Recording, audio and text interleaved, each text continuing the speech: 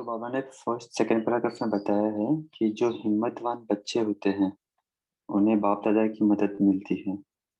तो ऐसे पात्र बच्चों की निशानी क्या होती है?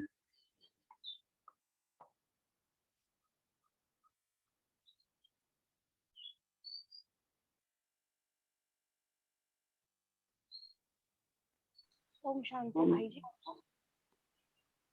जी। भाई जी, मैं तो कोविड में थी तो मैंने लिखा जरूर नहीं है, लेकिन मैंने मुरली सुनी है। तो बाबा ने ये कहा है कि जो हिम्मतवान बच्चे होते हैं वो बाबा का नाम लेकर हिम्मत का जब एक कदम बढ़ाते हैं तो बाबा उनके साथ में ना कदम गुना कदम आगे बढ़ाता है। मतलब बाबा हर कदम पे हम बच्चों का साथी है। और मतलब हमारे कदम अकेले के कदम नहीं होते, वो हमारे कदम के साथ में बाबा के कदम भी होते हैं और दिव्य फरिश्तों के भी कदम होते हैं। ओम शांति भाई। जी, ऐसे बच्चों की निशानी क्या होगी? ऐसे बच्चों की निशानी भाई जी ये होगी कि मतलब ऐसा बच्चा जो होता है वो अपने खुद के लिए तो आगे बढ़ता ही है। स्वाभाविक सी बात है कि यदि वो बाबा के अव्यक्त ज्ञान में आ गया है तो वो खुद तो आगे बढ़ ही रहा है। वो न केवल अपने लिए आगे बढ़ रहा है, अपने परिवार के लिए आगे बढ़ रहा है, अपने समाज के लिए आगे बढ़ रहा है, अपने राष्ट्र के लिए आगे बढ़ रहा है। हम्म। और मतलब मुरली पूरी मुरली में क्या बताया बाबा ने? मुरली में ओम सेकंड शांति पैराग्राफ भाई में है ये जी। लाइन। हाँ जी। बाबा ने कहा है जैसे बाप के लिए गायन है कि बाप के भंडारे सदा भरपूर है, ऐसे सब कुछ बच्चों के सदा सर्व के दिल के स्नेह की दुआओं से, सर्व के सहयोग की अनुभूतियों से, सर्व खजानों से भंडारे भरपूर रहते हैं। उनकी दृष्टि से, वृत्ति से, वाइब्रेशन से, मुख से, संपर्क से सदा भरपूर आत्माओं का अनुभव होता है। ऐसे बच्चे सदा बाप के साथ भी है, साथी भी है। यह डबल अनुभव हो। स्व की लगन में सदा साथ का अनुभव करते और सेवा में सदा साथी स्थिति का अनुभव करते। यह दोनों अनुभव साथी और साथ का स्वतः ही बाप समान साक्षी अर्थात न्यारा और प्यारा बना देता है। ऐसे सपूत बच्चे सदा अपने को कंबाइंड रूप अनुभव करते हैं। कोई ताकत नहीं जो अलग कर सकते हैं। आगे भी है और कोई बताएगा तो रुकती हूँ। ओम शांति। बाबा ने इसमें बताया सपूत बच्चे सबूत देते हैं, यानी वो दिखाई देता है उनको सबूत क्या कर रहे हैं। और ये सपूत बच्चे बाबा के राइट हैंड होते हैं। राइट हैंड से श्रेष्ठ कार्य सेवाएं, इसमें वो बिजी रहते हैं। एक बाबा और सेवा, इसके अलावा उनको कुछ नहीं दिखता। ओम शांति। जी। और क्या क्या बताया बाबा ने इस मुरली में? किसी भी खजाने में ओम शांति, किसी भी खजाने में खाली नहीं पाएंगे, सब में भरपूर पाएंगे। ओम शांति। ओम शांति। इस मूल्य में बाबा ने बताया जब प्रकृति को तमोगुण से सतगुणी बना सकते हो तो क्या आत्माओं के भाव और भावना के प्रवर्तक नहीं बन सकते। तो यह लक्ष्य बाप समान व्यक्त फरिश्ता बनने के लक्षण सहज और सत्य लाएगा। ओम शांति। जी। ओम बाबा ने शांति। कौन से भावना के कैटेगरीज बताए हैं? सेकंड पैराग्राफ में, सेकंड पेज पे बाबा ने कुछ कैटेगरीज बताए हैं। शुरू में बाबा ने बताया है कि उड़ती व गिरती कला के आधार दो बातें हैं, एक भावना और दूसरा है भाव। भाई जी, पहले पहले जो बाबा ने बताया, एक है सर्वप्रति कल्याण की भावना, दूसरी है कोई कैसा भी हो लेकिन सदा स्नेह और सहयोग देने की भावना, तीसरी है सदा हिम्मत उल्लास बढ़ाने की भावना, और चौथी है कोई कैसा भी हो लेकिन सदा अपनेपन की भावना, और पांचवी बाबा ने बताया इन सब का फाउंडेशन आत्मिक स्वरूप की भावना। ओम शांति। जी। इसका किसी ने अनुभव किया है? ये पांचों कैटेगरी में से कोई भी एक प्रैक्टिकल में किसी ने यूज किया हो? उड़ती कला का आधार कैसे बनता है? भावना। वो गिरती कला का भी कैसे बनता है?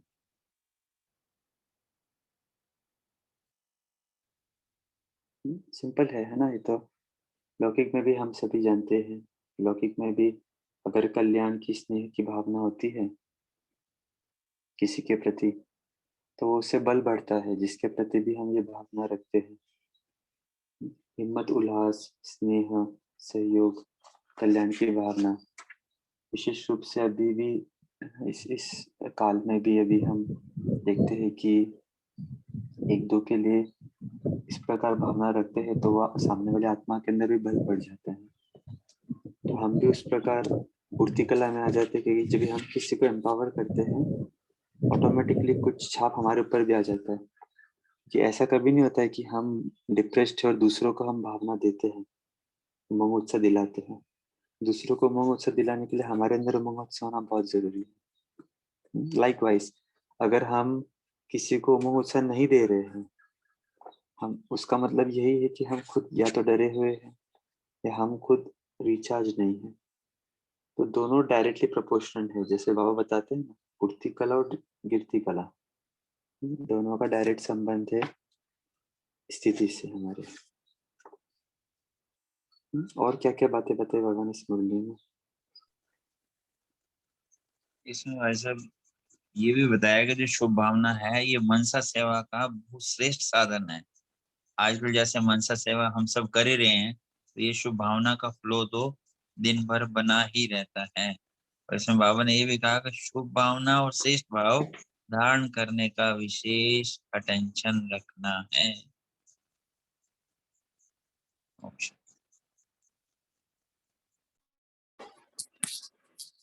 ओम शांति। बाबा ने कहा है भावना पहले संकल्प रूप में होती है, फिर बोल में और फिर कर्म में आती है। जैसी भावना होगी वैसी व्यक्तियों के हर एक चलन व बोल को उसी भाव से देखेंगे, सुनेंगे व संबंध में आएंगे। भावना से भाव भी बदलता है।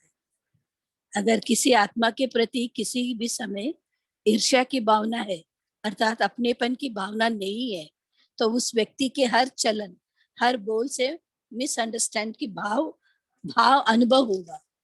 वो अच्छा भी करेगा, लेकिन हमारी भावना अच्छी ना होने के कारण हर चलन और बोल से उसको बुरा भाव दिखाई देगा। तो भावना भाव को बदलने वाली है। भाव को समझने में अंतर पड़ने से मिसअंडरस्टैंडिंग माया का दरवाजा बन जाता है। ओम शांति। बाबा ने आगे कहा है, सेवा भाव का गोल्डन चांस लेने वाला चांसलर की लाइन में आ जाएगा, अर्थात विशेष आत्मा बन जाएगा। इस वर्ष में विशेष यह शुभ भावना श्रेष्ठ भाव धारण करने का विशेष अटेंशन रखना है। तो शुभ भाव और अशुभ भावना को भी अपने शुभ भाव और शुभ भावना से परिवर्तन कर सकते हो। ओम शांति।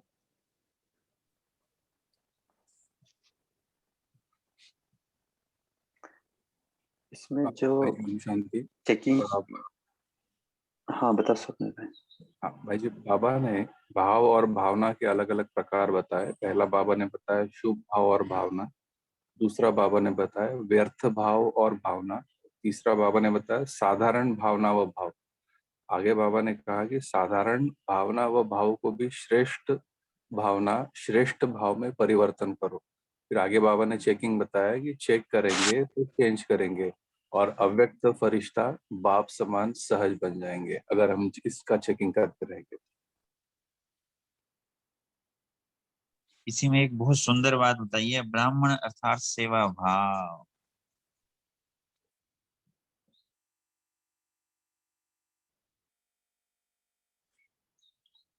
इसमें जैसे एक प्रैक्टिकल जब हम चेक कर रहे थे तो एक पॉइंट नोट की, कभी कभी कुछ आत्माएं होती है, ब्राह्मण आत्माएं, वो कुछ एक्सपेक्ट करते हैं सैल्वेशन, और वो कभी कभी बार बार फोन करते हैं या बार बार छोटी छोटी बातें पूछते हैं। तो कभी कभी ऐसे मन में संकल्प आता है कि भाई ये आत्मा इतनी बार बार क्यों फोन करती है या फिर क्यों इतना परेशान करते हैं, और इच्छा नहीं होती है फोन उठाने की, या फिर कभी फोन उठाते भी है तो उस आत्मा से उस रीति बात नहीं करते हैं जिस रीति, मतलब जिस प्रकार बाबा कहते हैं। तो तब हमने फिर चेक किया कि क्या हमारी भावना उस आत्मा के प्रति चेंज हो रही है, और नोट किया कि वो चेंज हो रही थी, क्योंकि हमें वो एक डिस्ट्रैक्शन का रूप दिख रहा था, उस आत्मा के एक बाधा के रूप में दिख रहा था। तो फिर अचानक हमने भाव चेंज किया, और वो सब चीजें फिर ऑटोमेटिकली वाणी में भी आ जाती है। जब भी बात करते हैं तो वाणी भी फिर एकदम टू द पॉइंट होती है, या फिर थोड़ा सा बोलने के अंदर आवेश तो नहीं कहेंगे, लेकिन उस आत्मा को कट करना, या फिर उस प्यार से उस रीति बात नहीं करना।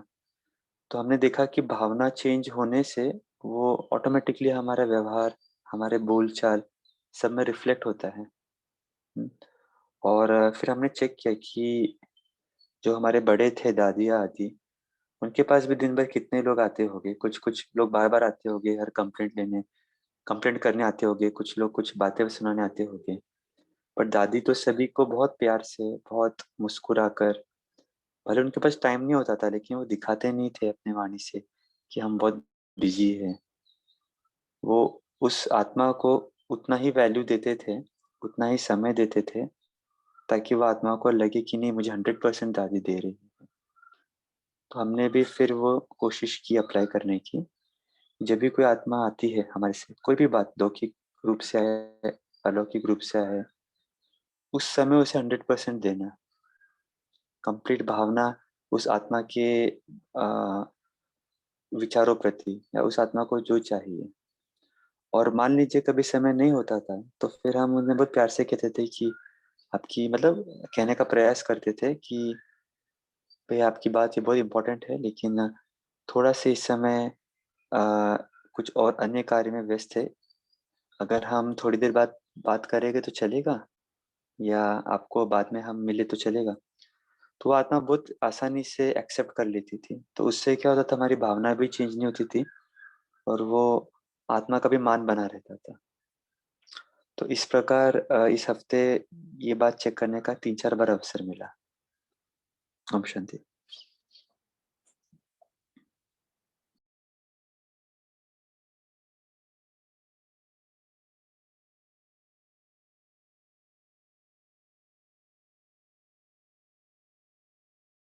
ओम शांति भाई जी, एक बात बोलनी थी, बोलो क्या? बात बताने के लिए तो कॉल है, बोलिए।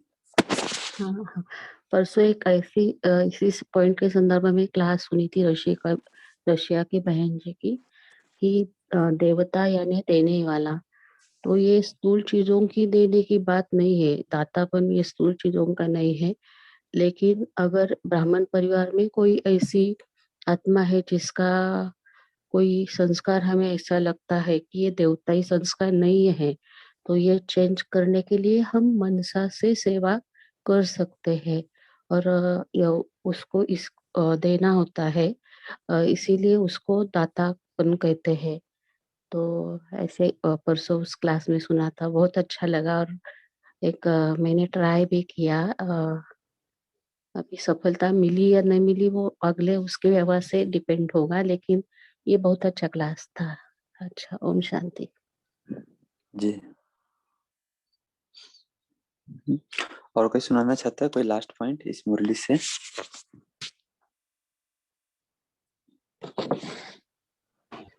ओम शांति भाई जी। ओम शांति भाई जी। बोलिए ना, मैं सुन हाँ, रहा आपको। बाबा ने बोला कि निर्बल को शक्तिवान बनाना यही श्रेष्ठ दान है, यह सहयोग है ब्राह्मण आत्मा का। जब कोई आत्मा निर्बल है तो उसको कुछ मतलब शक्ति देना और परिस्थिति में उसको सहयोग करना और शक्ति देना और ब्राह्मण आत्मा का श्रेष्ठ श्रेष्ठ दान है। और सिर्फ बाबा बोल रहे हैं कि देने स्वतः ही आप देने तो स्वतः ही संपन्न हो जाएंगे, क्योंकि बाप ने सभी को सब कुछ दिया, सिर्फ लेने वालों को संभालना और कार्य में लगाना नहीं आता है, तो जितना देते जाएंगे उतना ही संपन्नता बन जाएंगे। ओम शांति। ये भी एक बहुत अच्छी चेकिंग की विधि है। हम जब भी किसी से बात करते हैं दिन भर में, किसी के भी संपर्क में आते हैं, तो ये एक बहुत अच्छी चेकिंग पॉइंट है। जैसे हमारा उनसे वार्तालाप होता है, कॉन्वर्सेशन होता है, भले वो व्हाट्सएप पे हो या भले वो फोन पर हो, या भले विचारों के अंदर बात में आए हो, तो जब वो कॉन्वर्सेशन कंप्लीट हो जाता है तो हम ये चेक कर सकते हैं कि इस कॉन्वर्सेशन में हमने उस आत्मा को क्या दिया। केवल चर्चा करके छोड़ दिया, इधर उधर की बातें करके छोड़ दिया, या हमने उस आत्मा को एम्पावर किया, कुछ ज्ञान के 2 शब्द कहे। तो ये चीज हम दादी जानकी जी से सीखते थे, क्योंकि दादी जानकी जी पूना में कई बार आते थे। और देखो, क्लास कराते तब तो सभी अच्छी बातें बोलती है, नो डाउट, बट जब आत्मा व्यवहार में आती है तब उनसे हम सीखते हैं कि किस प्रकार के वो संस्कार डेमोन्स्ट्रेट करते हैं। कोई भी महारथी हो, उनका क्लास कराने का तरीका और प्रैक्टिकल में जब भी हम उन्हें देखते हैं तो बहुत चीजें सीखने मिलती है। तो हम देखते थे उनसे कोई भी आत्मा मिलते थे दादी जी से, कैसे है दादी, क्या है दादी, 1-2 प्रश्न पूछते थे और एक हाथ ज्ञान के पॉइंट बोलते थे। कुछ भी ऐसे पॉइंट बोलते थे जिससे बात में एम्पावर हो। और बहुत बार हमने देखा, और तो हमने भी फिर नोट किया कि ये भी जो चीज है, हमारे शब्द या हमारी भावना उस आत्मा के प्रति जब भी हम उनसे कॉन्वर्सेशन करते हैं, ये बहुत एक मेजर रोल करता है उन आत्माओं को आगे बढ़ाने में, उन आत्माओं को शक्तिशाली बनाने में, बल भरने में। तो नमिता बहन जी, जो आपने पॉइंट बताए ना दूसरों को, अरुण भाई आप कुछ कहना चाहते हो, ऐड कीजिए। शांति भाई जी। भाई जी, जी मैं जी थोड़ा इसमें बताना चाहता था कि जो हमारा व्यक्तिगत अनुभव है वो है कि रहम की भावना। जब कोई ऐसी आत्मा बोलती है बार बार, जैसे आपने बताया, उस समय हमारे मन में ये आना चाहिए कि मैं ही एक उनका समाधान केंद्र हूँ। जिसने मुझे बड़ी मुश्किल से फोन किया होगा, उसको कोई और समाधान नहीं मिला होगा, तभी उसने मुझे किया होगा। दूसरी बात, वो एकदम अगर हमें लगता है कि ऐसी आत्मा का फोन आया है या ऐसा व्यक्ति मेरे सामने खड़ा है, तो वो हम समझे कि मेरा ये एग्जाम हो रहा है, मेरा प्रश्न पत्र आया है, उसको मुझे समाधान करना है। जैसे हम ऑफिस में होते थे, मेरे को प्रैक्टिकल अनुभव है कि 1-2 व्यक्ति ऐसे थे जिसे सारा स्टाफ बोलता ही नहीं था, परंतु वो व्यक्ति मेरे पास ही आकर बैठता था। सब लोग हैरान होते थे ये इसके साथ कैसे बनती है। वो जो हमें रहम की भावना बाबा ने दी है, जो सबसे बड़ी रहम का सागर भगवान कहते हैं। दादियों को हमने देखा, ब्रह्मा बाबा को मारने के लिए आया। शिवराज जी की कहानी पढ़ी होगी आपने, तो उसको भी बाबा ने, दादियां डर गई थी, मिलवाना नहीं चाहती थी, बाबा ने रहम की भावना से कैसे उसको भी बदल दिया। तो मैं समझता हूँ कि ऐसे स्थिति के अंदर अगर हम रहम की भावना रखेंगे किसी के प्रति भी, कैसा भी हो, तो हम बिल्कुल वैसे ही बाप समान बन सकते हैं। ये थोड़ा प्रैक्टिकल अनुभव हम करके देखें तो घर के अंदर यूँ छोटी छोटी बातों पर हम ईगो के कारण दूसरों को डांट देते हैं या कुछ बोल देते हैं, अगर वहाँ रहम की भावना हो कि इसको सुधारने की जिम्मेवारी मेरी है, बाबा ने दी है, तो हम समझेंगे हमारा टोटल ही भावना बदल जाती है।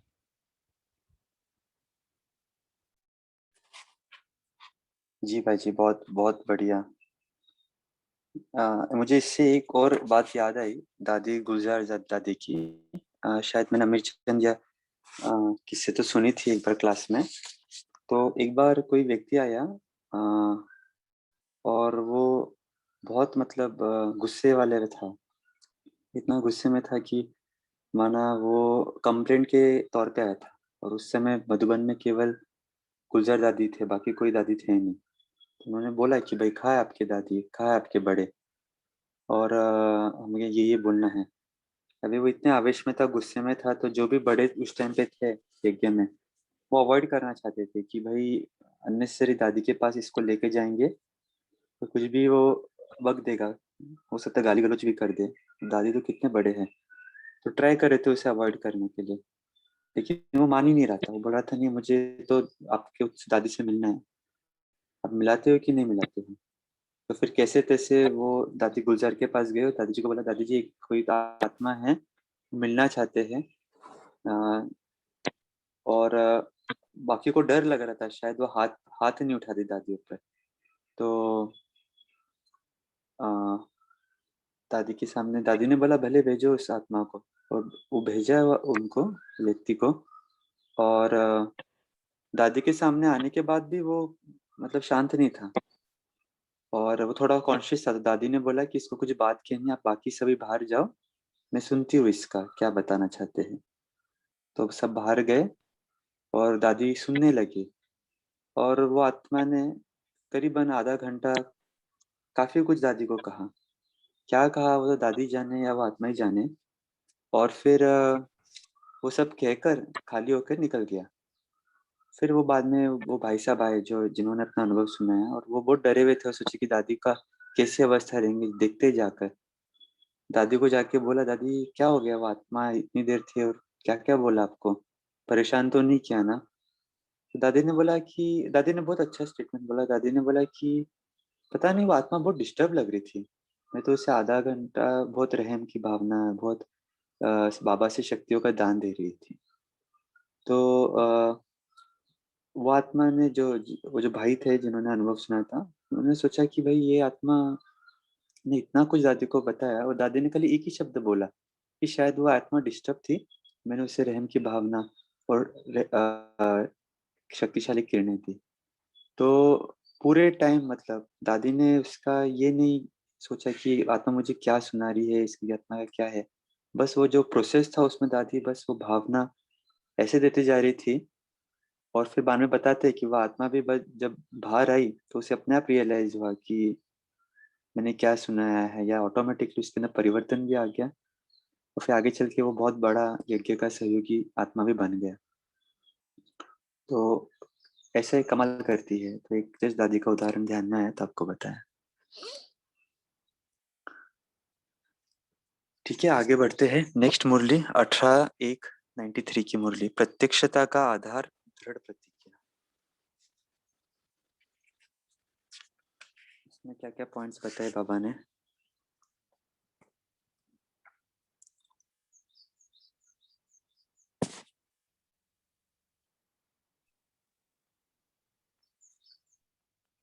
ओम शांति। आवाज आ रही है? हाँ जी, बोलिए चलो जी। आज के स्मृति दिवस पर विशेष ब्रह्मा बाप ने अपने आप को अव्यक्त बनाए व्यक्त साकार रूप में विशेष बच्चों को ईश्वर के आगे प्रत्यक्ष करने की विशेष विल पावर व्हील की। बहुत बड़ा सा लाइन है, आगे पढ़ सकती हूँ? हाँ, कोई भी इसी पॉइंट पढ़ो जो आपने प्रैक्टिकल यूज किया और अपना अनुभव उसके साथ शेयर कीजिए। अच्छा, अनुभव आपने क्या अप्लाई किया उस मुरली के? प्रकाशमणि दादी जी का अनुभव है कि उन्होंने वो सारी पावर्स प्रकाशमणि दादी जी को व्हील की से वो यज्ञों को इतना आगे बढ़ा। तो उनका अनुभव है ये। अभी मेरा अनुभव अभी तो इस बारे में कोई नहीं आया, आएगा तो जरूर बताऊंगा।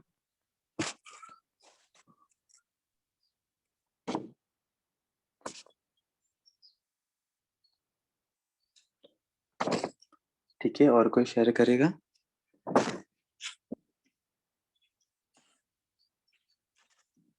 ओम शांति। इसमें बाबा ने बताया कि त्रिमूर्ति बताया, त्रिमूर्ति। तो पहले मैं सिर्फ बाबा को ही गुड नाइट कहते, बाबा गुड नाइट, शुक्रिया, इतना ही बोलती थी। लेकिन जब ही मैं त्रिमूर्ति शब्द सुना तो बाबा ने त्रिमूर्ति नहीं बोला, त्रिमूर्ति में है यज्ञ की सेवा त्रिमूर्ति से चल रही है, त्रिमूर्ति की वरदानों से चल रही है, इसलिए सेवा बढ़ रही है। और वो त्रिमूर्ति है शिव बाबा, ब्रह्मा बाबा और जगत अम्बा सरस्वती। तो ये मुझे अच्छा लगा। तब से मैं सभी को फिर गुड नाइट कहती हूँ।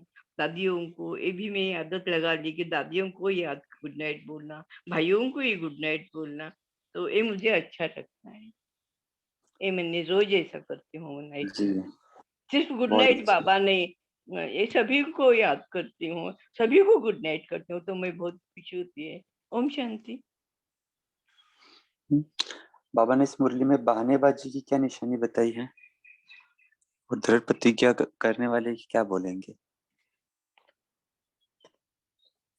पेज नंबर 3 पे है। मुझे गुस्सा नहीं आता। ओम शांति भाई जी, मुझे गुस्सा नहीं आता। इन्होंने ऐसे किया, इनके वजह से ऐसे हुआ, ऐसे वैसे हुआ। क्या हो गया? गुस्सा नहीं आया?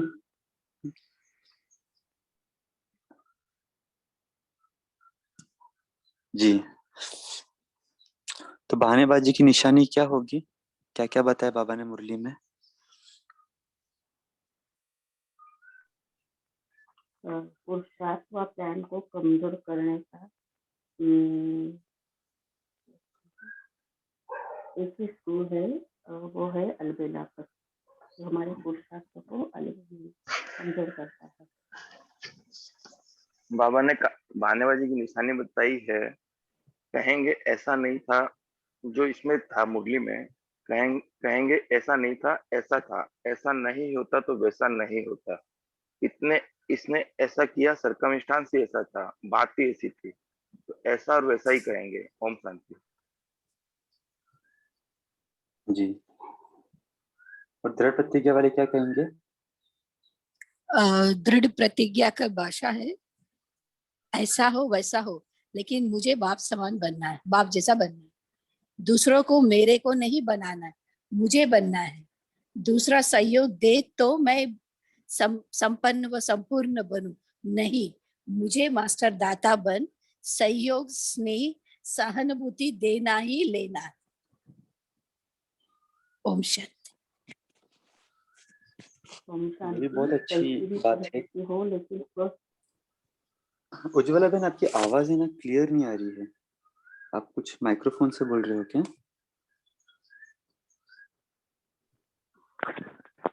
एक मिनट। तो ये भी एक बहुत अच्छी चेकिंग की पॉइंट है इसमें कि कभी कभी हम लोग चार्ट चेक करते हैं, विशेष रूप से मैं जब भी चेक करता हूँ कभी कभी, और इतनी याद नहीं होती है या कुछ ना कुछ हो जाता है, तो बहुत इजीली बोल देता हूँ मैं कि भाई ऐसा था ना बाबा, ये आ गया था, ये सेवा थी, इसके लिए जितना याद नहीं हो पाया, आज ये हो गया तो वो हो गया था। तो ये बहुत अच्छा है कि ये भी एक प्रकार से बहानेबाजी की निशानी है। तो ऐसा होगा वैसा है, मुझे बाप जैसा बनना है। अगर बाप जैसा बनने का लक्ष्य है तो फिर कोई भी एक्सक्यूज, कोई भी सर्कमस्टेंसेस हमारे बीच में नहीं आएंगे। अदरवाइज क्या होता है कि हम एक्सक्यूज या सर्कमस्टेंसेस को हमारी ढाल बना देते हैं और दलाली देने लग जाते हैं कि ऐसा हो गया ना इसलिए हम नहीं कर पाए। तो ये भी एक बहुत अच्छी चेकिंग की पॉइंट है कि जब भी हम अपना चार्ट देखते हैं और स्थिति ऊपर नीचे होती है, तो क्या हम उसे सर्कमस्टेंसेस, व्यक्ति, परिस्थिति की ढाल से बचा लेते हैं अपने आप को, या अपने आप को दृढ़ प्रतिज्ञा से बोलते हैं नहीं, कुछ भी हो, कम वॉट में मुझे ये करना है, ये मेरा लक्ष्य है और बाप समान बनना ही है। क्योंकि एक आध 2 दिन ठीक है, कुछ सर्कमस्टेंसेस आ गए, बट रोज अगर आ रहे हैं तो फिर हम कब बनेंगे बाप समान? तो बहुत इम्पोर्टेंट बाबा ने चेकिंग की निशानी बताई है कि बहानेबाजी और दृढ़ प्रतिज्ञा हम अपने जीवन में कैसे चेक कर सकते हैं। ओम शांति। दृढ़ प्रतिज्ञा की निशानी के बारे में बाबा ने और एक बात कही है, बहुत अच्छी लगी मुझे, कि जान चली जाए लेकिन प्रतिज्ञा नहीं जा सकती। जब जान की बाजी की बात आ गई तो छोटी छोटी समस्याएं व समय प्रति समय के कितने भी विकराल रूपधारी सर्कमस्टांस हालात हो, तो जान की बाजी के आगे यह क्या है? तो दृढ़ प्रतिज्ञा इसको कहा जाता है जो कैसी भी परिस्थितियां हो लेकिन परिस्थिति स्वस्थिति को हिला नहीं सकती। कभी भी किसी भी हालात में हार नहीं खा सकते, लेकिन गले का हार बन जाएंगे, विजयी बनेंगे, परमात्मा गले का श्रृंगार बनेंगे। तो बहुत अच्छे से बाबा ने वर्णन किया है दृढ़ प्रतिज्ञा के बारे में और बताया है कि इसको कहा जाता है दृढ़ संकल्प अर्थात दृढ़ प्रतिज्ञा। ओम शांति।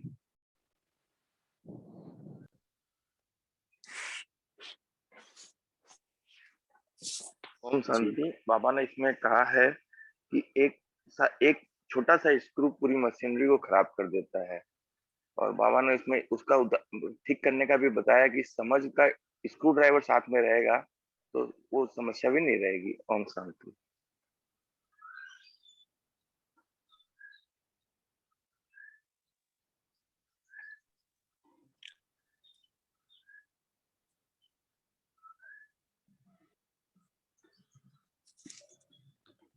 ओम शांति। बाबा ने इसमें ग्रुप नंबर 1 से कहा है बहुत सारी बातें, लेकिन उसमें से टास्क लगा है मुझे, कोई कैसा भी हो लेकिन खुश रहना है और खुश करना है।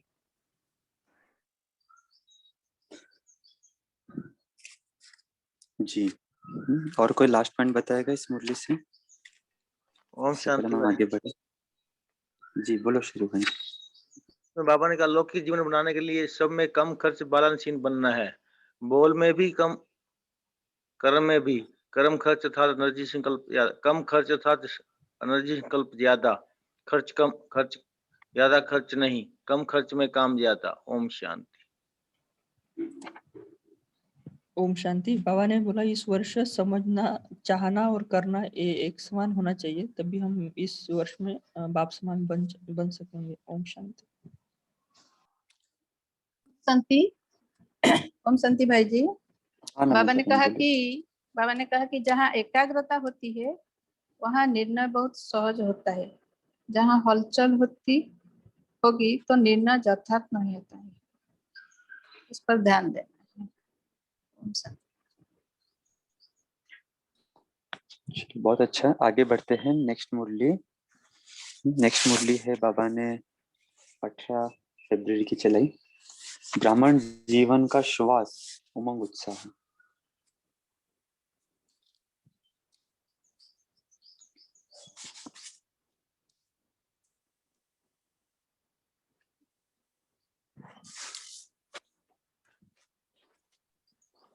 ओम शांति। इस मुरली में बाबा ने कहा है कि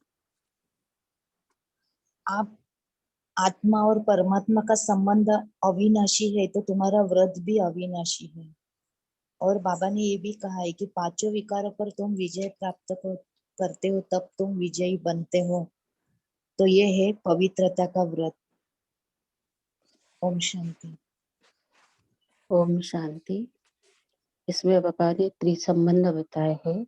पहला प्यारा संबंध है सर्व प्राप्तियों के मालिक वारिस बाप के साथ जो संबंध है, फिर है शिक्षक के साथ ईश्वरी विद्यार्थी, और तीसरा है सदगुरु के प्यारे।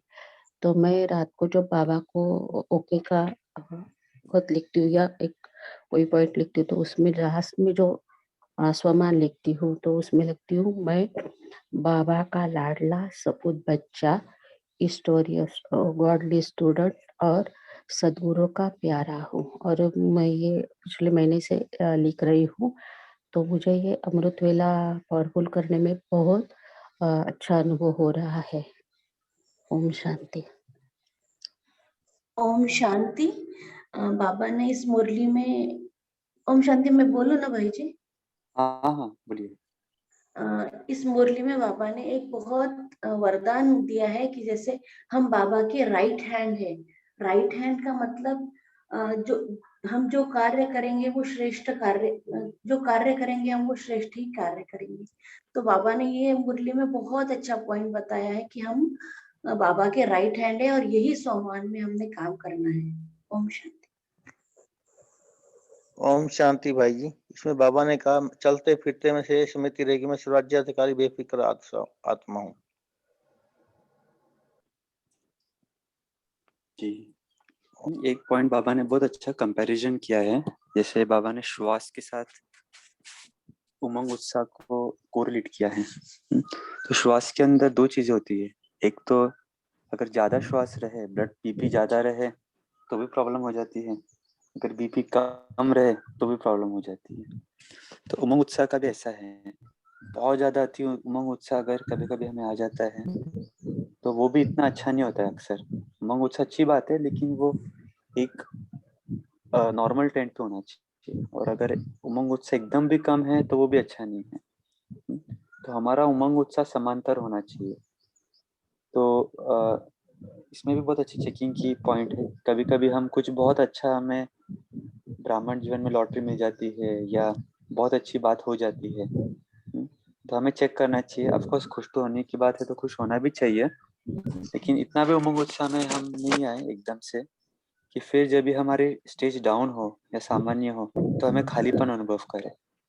तो हमने देखा है कि जो ऐसे बड़े बड़े व्यक्ति रहते हैं, बहुत खुशी का माहौल रहता है, तो भी उनके चेहरे से एकदम ऐसे एक्साइटेडनेस नहीं दिखता है।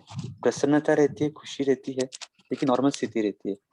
बाबा के अंदर भी हमने देखी है कि बाबा के सामने कोई फ्लैग होस्टिंग कर रहा है, कोई केक काट रहा है, कोई डांस कर रहा है, कुछ कर रहा है, लेकिन बाबा बस केवल मुस्कुराते रहते हैं, एकदम से ओवर एक्शन, ओवर एक्टिंग नहीं।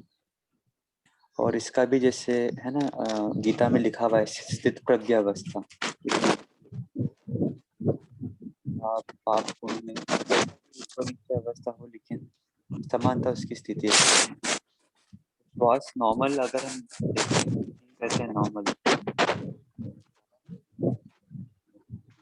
तो ये बाबा ने बहुत अच्छी बात सेकंड पैराग्राफ में एक्सप्लोर की है इसे। ओम शांति। ओम शांति। बाबा ने ग्रुप नंबर 1 से कहा है, फुल स्टॉप लगाने का सहज स्लोगन याद रखो, जो हुआ, जो हो रहा है, जो होगा वो अच्छा होगा। क्योंकि क्वेश्चन तब उठता है जब अच्छा नहीं लगता, इसलिए संगम युग में है तो अच्छे से अच्छा, हर सेकंड अच्छा से अच्छा है। और फिर बाबा ने ग्रुप नंबर 4 से कहा कि ये करने के लिए भी बाबा ने बता दिया कि ग्रुप नंबर 4 से कहा क्या याद रखेंगे, बिंदु बनना भी बिंदु है, समाना लगाना भी बिंदु है, फुल स्टॉप लगाना अर्थात बिंदु बनना, इसको कभी नहीं भूलना है। ओम शांति। शांति। बाबा ने बोला कि ये इस शिवरात्रि पर हमें मैं की बलि चढ़ानी है, क्योंकि ये मैं शब्द ही हमें हमारे साथ धोखा करता है, हमारी दृढ़ प्रतिज्ञा को कमजोर करता है। तो बाबा ने कहा संपूर्ण प्रतिज्ञा करनी है, मन से करनी है। हमें ये सोचना है हमने किसको कमिट किया है, किसके आगे हमने प्रतिज्ञा की है। इसमें बाबा ने ये भी बोला कि इसके लिए मन मनाभव का मंत्र हमें किसी भी परिस्थिति में हमारे लिए टूल बन जाता है, यंत्र बन जाता है। पर इसके लिए मन से अगर हम करेंगे तो ही हो पाएगा। हमारे मन में आए कि मुझे यह करना नहीं है, मुझे यह करना है, तो मन से करने वाला ये नहीं सोचेगा कि मुझे करना पड़ेगा, मुझे मरना पड़ेगा। जैसे बाबा बोलते हैं कि सहन करने वाला ही शहंशाह बनता है। वो ये सोचेगा कि मुझे कहा किसने है, मुझे बाबा ने कहा है, तो फिर बाबा का बल भी मिलता है, तो वो काम हो ही जाता है। ओम शांति। ओम शांति। बाबा ने कहा कि पांचों विकारों पर विजय ही इसको कहा जाता है पवित्रता का व्रत। और बाबा ने आगे भी कहा है कि शिवरात्रि का अर्थ बताया कि अंधकार मिटाए प्रकाश में लाने वाली रात्रि, और मास्टर ज्ञान सूर्य प्रकट होना, यह है शिवरात्रि। आप भी मास्टर ज्ञान सूर्य हो, पर विश्व के अंधकार को मिटाकर रोशनी देने वाले हो। और मास्टर ज्ञान सूर्य स्वयं भी प्रकाश स्वरूप है, लाइट माइट स्वरूप है, और दूसरों को भी लाइट माइट देने वाले हैं। तो संपूर्ण पवित्रता अर्थात रोशनी, अंधकार विकार का अंश मिटाने वाले। ओम शांति। ओम शांति। इस मुरली में सेकंड ग्रुप नंबर 2 में बाबा ने कहा है कि एक एक सेकंड की वैल्यू है, अगर एक सेकंड भी व्यर्थ गया तो पदम गुना पदम गवाया आपने। इसलिए बाबा कहते कि हर एक आत्मा के लिए सफलता प्राप्त करना जन्म सिद्ध अधिकार है। ओम शांति। ओम शांति। इस मुरली में बाबा ने कहा ब्राह्मण जीवन का श्वास है अमंग उत्साह। ब्राह्मण जीवन में हर सेकंड अमंग उत्साह नहीं तो ब्राह्मण जीवन नहीं। ओम शांति। ओम शांति। बाबा ने कहा कि कभी भी यह नहीं सोचो कि यह कैसा होगा, कैसे के बजाय सोचो कि ऐसा होगा। संगम पर विशेष वरदान है असंभव को संभव करना। ओम शांति। जी बहुत बहुत धन्यवाद। तो बाबा ने बहुत विशेष पॉइंट्स हमें कुछ मुरली में सुनाते हैं, और ये संडे का चांस मिलता है ना, हम सभी जो मुरली पढ़ रहे हैं हाँ, एक बार अच्छी बात रहती है कि रिवाइज करें। हर संडे को तो क्लब में चांस नहीं मिलता रिवाइज करना, क्योंकि हम कुछ ना कुछ करते हैं, लेकिन व्यक्तिगत रूप पे हम सभी कोशिश करें, है ना। एक्चुअली मैं खुद भी इतना नहीं कर पाता हूँ, आप लोग को कह रहा हूँ, लेकिन खुद भी करना चाहिए मुझे। तो क्या होता है कि हम अगर करेंगे तो आगे बढ़ेंगे, पॉइंट्स भी हमारे बुद्धि में रहेंगे। और विशेष रूप से जैसे हम रोज कहते हैं ना कि कोई ना कोई एक पॉइंट हम इम्प्लीमेंट करें, तो रात को हम वो चेक भी करें कि हमने आज ही मुरली सुबह पढ़ी थी 5 बजे मुरली ग्रुप में, और ये पॉइंट हमने इम्प्लीमेंट करने के लिए सोची थी, तो कितनी % में हुई। तो वो चेक भी करें, और नेक्स्ट डे भी ट्राई करें वो पॉइंट कितनी याद रहती है। और जब ये हफ्ता हो जाता है तो फिर हम अपने कॉपी में चेक करें कि 6 पॉइंट्स 6 मुरली के लिए जो हमने प्लान किया था, तो उसमें हमने कितनी इम्प्लीमेंट की और हमारे संस्कार में कुछ परिवर्तन हुआ है क्या। ऐसे नहीं हो जाए कि बस ये मुरली हम रोज सुन रहे हैं और 2017 तक पहुंच जाए 1 साल में, लेकिन बस हमारे पास खाली मुरली सुनने का अनुभव हो, लेकिन मुरली से चेंज अपने संस्कार करने का अनुभव नहीं हो। तो ऐसा नहीं हो, तो हम सब चेक करते ही होंगे, ऐसा मैं नहीं कह रहा हूँ, मतलब हमारे से भी बहुत तीव्र पुरुषार्थी ग्रुप में है, लेकिन बस थोड़ा अटेंशन हमें रखना है, क्योंकि अटेंशन से ही, है ना, पापा ने कल भी बताया था ना कि अटेंशन की रखनी बहुत जरूरी है, और माया को उसी पे ध्यान रहता है, वो की छीन लेती है तभी प्रॉब्लम हो जाती है। बाकी जिनको भी मुरली पढ़नी है, जिन्होंने भी इस मास में नहीं पढ़ी है ना, वो हमें व्हाट्सएप कर देना। तो अभी अगले मास का बन रहा है चार्ट, तो फिर आपको कहेंगे। और मुरली जब भी हम पढ़ते हैं हमें सब ध्यान देना, क्योंकि कुछ फीडबैक आए हैं कि केवल प्लेन मुरली नहीं पढ़नी है ना, उस मुरली के अंदर भी थोड़ी जान भरनी है। बाबा कैसे जान भरते हैं मुरली के अंदर, एक एक क्वेश्चन जब पूछते हैं तो ऐसे लगता है बाबा पूछ रहे हैं। तो मुरली के अंदर उतार चढ़ाव, एक एक शब्दों पर स्ट्रेस करना जो इम्पोर्टेंट है ना, जैसे बाबा का भाव है उसमें लाना। तो जो भी हम मुरली पढ़ते हैं वो चीजों का भी हम ध्यान दें, क्योंकि आप जब मुरली पढ़ते हो तो बहुत सारी आत्माएं हमें सुनती है तो बाबा की मुरली हमारी नहीं है, लेकिन फिर भी एक एक चीजों पर अगर हम ध्यान देते हैं, हम हमारे ग्रुप में से कुछ कुछ है जो बहुत अच्छे से मुरली पढ़ते हैं बाबा की, उसके स्टडी भी करके आते हैं, और उन्हें पता भी रहता है कौन से पॉइंट इंपॉर्टेंट है, उस प्रकार उस पर स्ट्रेस करते हैं।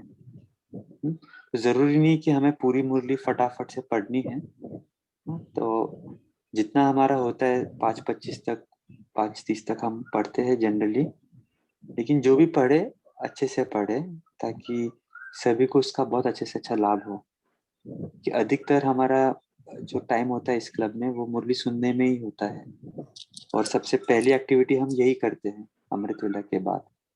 तो अगर एक अच्छा लिसनिंग एक्सपीरियंस सभी को आए तो उससे हमें आत्मा जो पढ़ती है उसे बहुत बहुत दुआएं मिलती हैं। तो इस चीज का भी ध्यान रखना, सभी जो भी मुरली पढ़ने का चांस लेते हैं, एक बहुत बड़ी रिस्पॉन्सिबिलिटी हमें बाबा दे रहा है। इस रीति से हम अलर्ट होकर अच्छे से फाउंडेशन बनाकर फिर मुरली पढ़े। बाकी तो अब सबका पुरुषार्थ अच्छा चलता ही रहेगा। अभी तो कई स्थानों पे लॉकडाउन है, तो लॉकडाउन में सब जन ने अपना अपना प्लान बनाया ही रहेगा। एक संडे हम सभी आप लोग के प्लान सुनेंगे, आप लोग किस प्रकार पुरुषार्थ करते हैं, क्या चल रहा है, क्योंकि हम एक दूसरे से सीखते हैं, आगे बढ़ते हैं।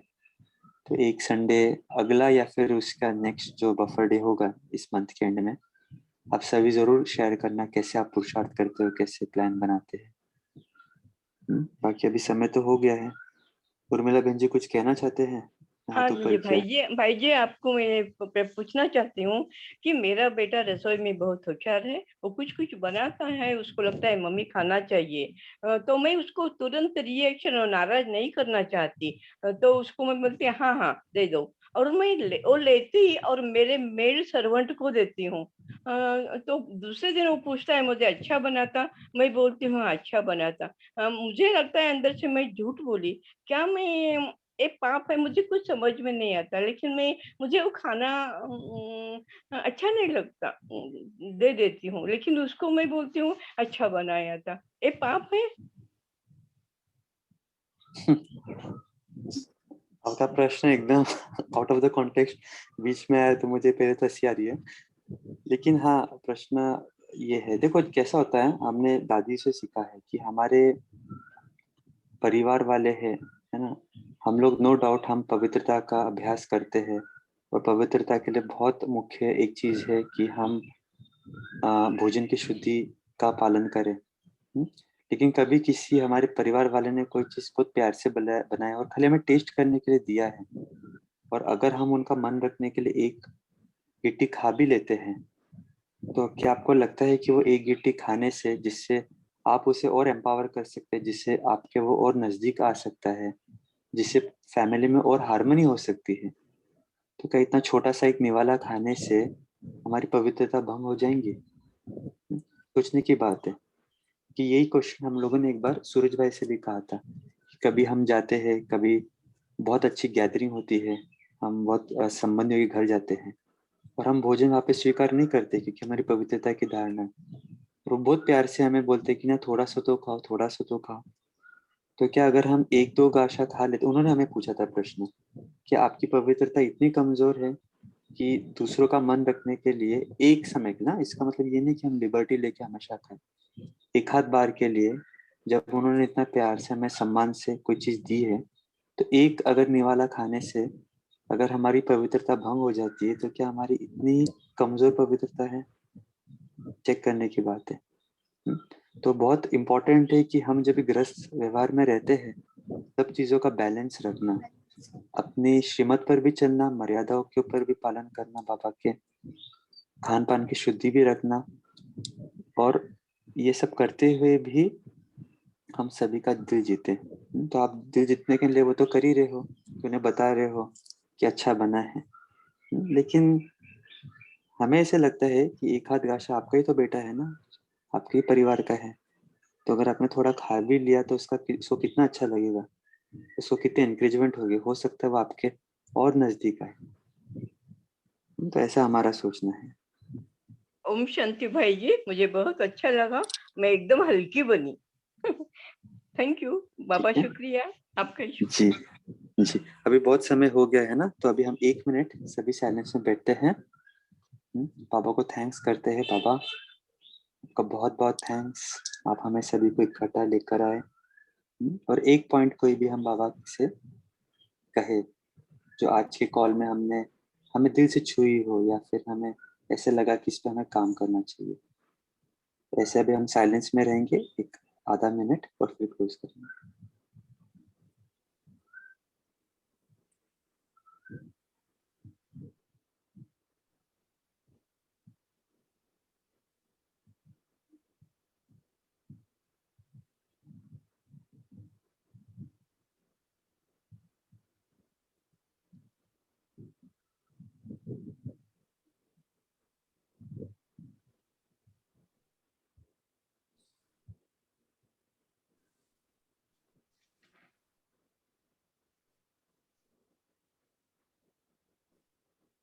Om Shanti, thank you, good day, कल मिलते हैं फिर। ओम शांति भाई जी, ओम शांति। ओम शांति, थैंक यू भाई जी। शांति भाई जी, ओम शांति, have a good day. Thank you so Have much, thank a you. nice day.